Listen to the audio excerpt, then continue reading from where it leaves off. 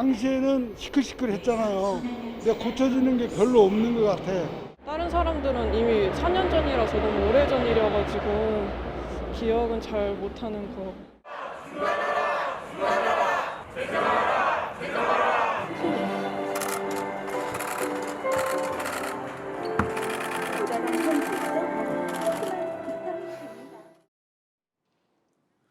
이렇게 사고가 난 지 4년이 지났습니다.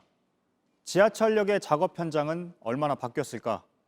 여전히 원칙은 단지 원칙일 뿐이었습니다. 정재우 공다솜 두 기자가 직접 현장을 다녀왔습니다.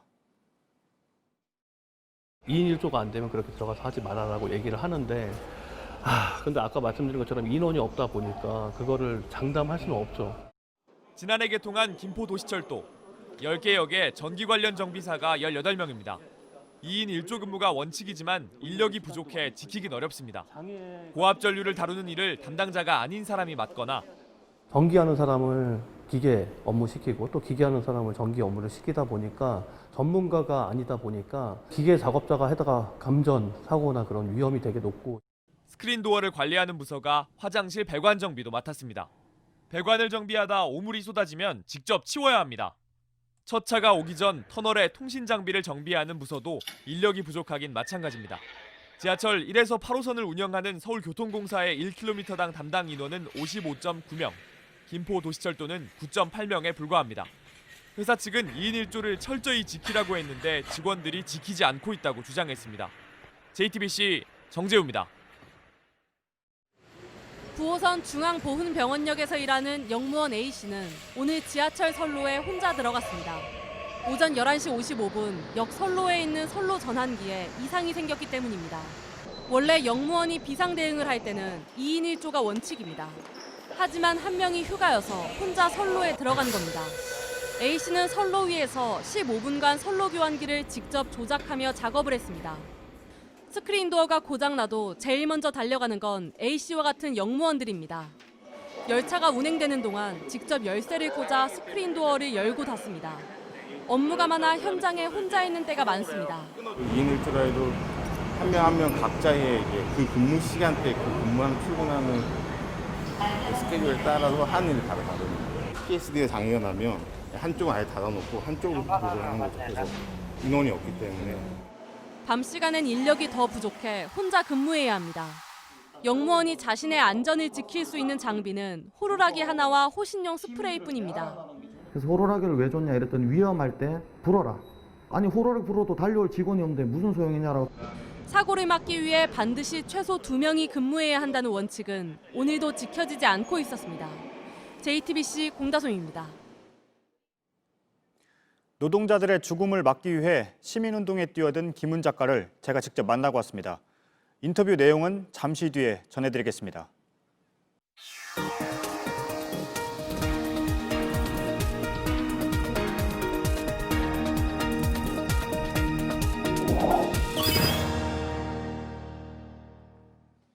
새로보다 시간입니다. 그의 방엔 여러 권의 법전이 꽂혀 있었습니다. 제가 물었습니다. 왜 법전인가? 형법을 좋아한다. 명료하기 때문이다. 생명과 안전이 가장 중요한 가치라는 것 역시 그에겐 너무나도 명료했습니다. 글로 말하던 그가 시민단체의 공동대표로 나섰습니다. 스스로 보수 취향이라 말하면서 진보의 어젠다로 불리던 노동자의 죽음에 집중하고 있습니다. 작가 김훈입니다. 우리는 왜 넘어진 자리에서 거듭 넘어지는가? 왜 뻔히 보이는 길을 가지 못하는가? 우리는 왜 날마다 명복을 비는가? 우리는 왜 이런가? 반대로 그에게 이 질문을 던지기 위해 제가 직접 만나고 왔습니다.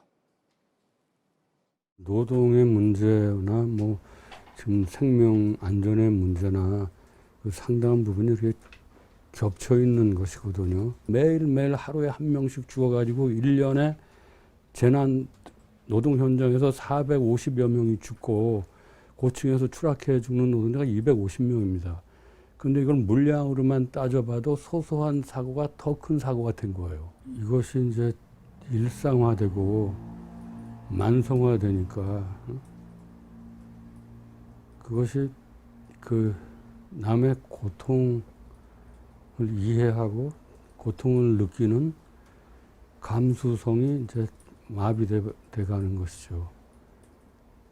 이것은 정말 그 무슨 이런 재난 참사의 문제보다도 인간성에 관한 문제가 되는 것이죠. 강남역 7번 출구, 8번 출구 쪽에 가면은 돈이 많고 고급 외제 승용차가 많이 돌아다니고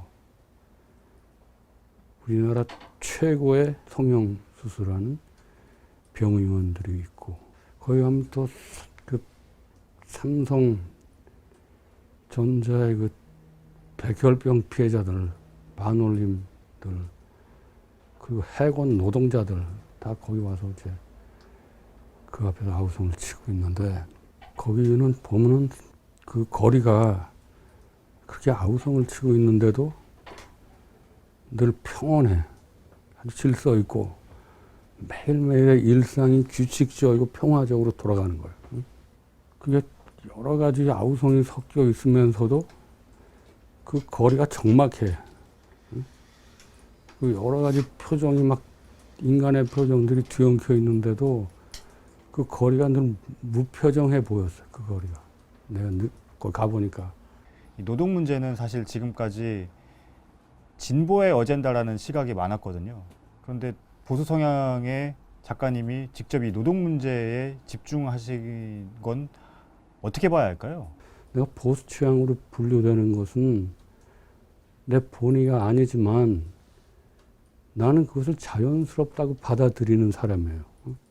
특히 뭐 내가 아니라고 뭐 할 생각이 없는 거예요. 노동자의 죽음에 대해서 말하는 것은 이것이야말로 그 보수 취향의 사람들이 할 수 있는 일이라고 생각해요. 가령